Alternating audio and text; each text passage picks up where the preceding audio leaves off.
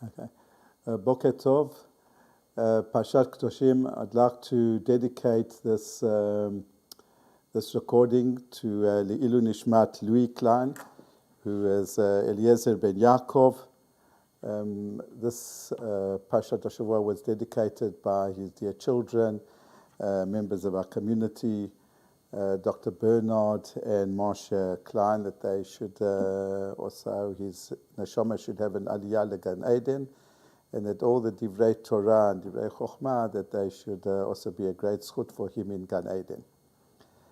Everyone knows the famous comment of the Ramban concerning the mitzvah v'ahavta l'reacha kamocha, that it's impossible to fulfill the mitzvah really literally, because a person can never love somebody else as much as one loves oneself. In fact, etymologically, that's why the Torah uses the word v'ahavta l'reacha, as opposed to when speaking about the love of Hashem, it says v'ahavta et Hashem elokecha. And the difference is because the love to Hashem has to be total, so it says et. The love that we have to our fellow human beings, that's le. It means le means to, in Hebrew, ani olech lemakom kazeh. It means I'm going towards. I don't necessarily ever reach it. So it says v'ahavta l'reacha kamocha. So having said that, what exactly is the mitzvah then? It's not a half-baked mitzvah. What exactly is the demand of the Torah according to the Ramban? That v'ahavta l'reacha kamocha. He says that the mitzvah is that a person has to be happy at the success of his neighbor. And the paradigm of that type of love, that type of being happy at somebody else's success. And if I may add and emphasize, even where in an area where another person perhaps failed. That's the essence of v'ahavta l'reacha kamocha. And the paradigm of that type of love is the love that Yonatan had for David. David was his competitor, and Yonatan was happy at the fact that David was going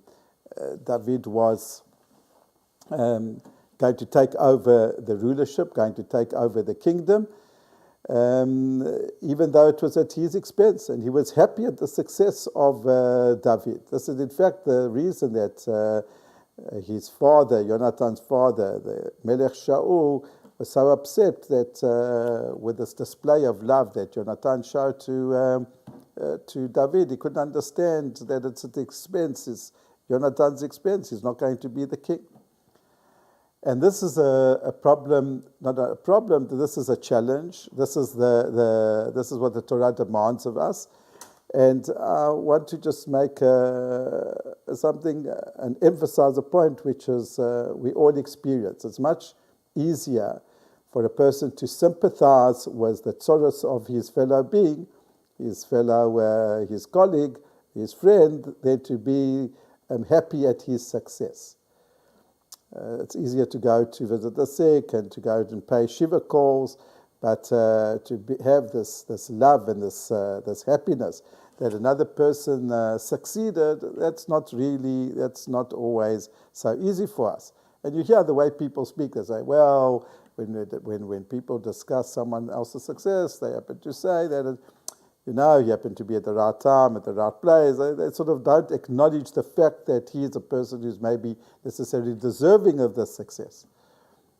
And I'm reminded of two matters. The first one is that just as this applies on a private level, it applies even on the communal level. I once read it's a great book, The Zionist Revolution by Professor Harold Fish.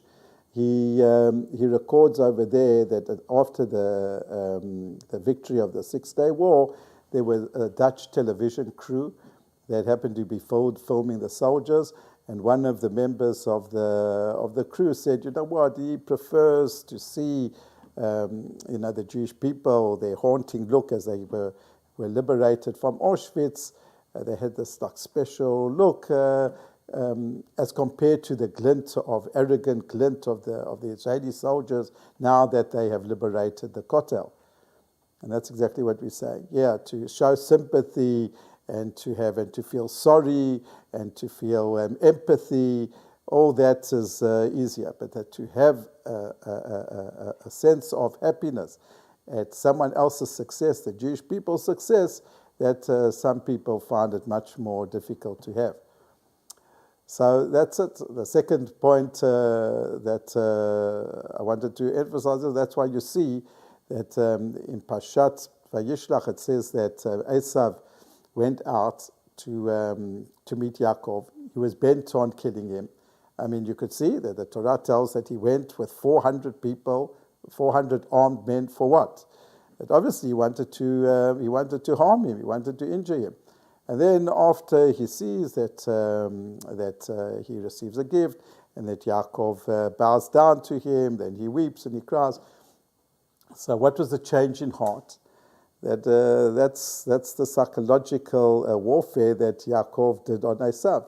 That he aroused with him a sense of pity, because it's much easier to empathize and to feel a sense of rachmanut and feeling sorry and having mercy for someone who is in a weaker position than to feel a sense of elation that somebody else, my fellow man, happens to be successful.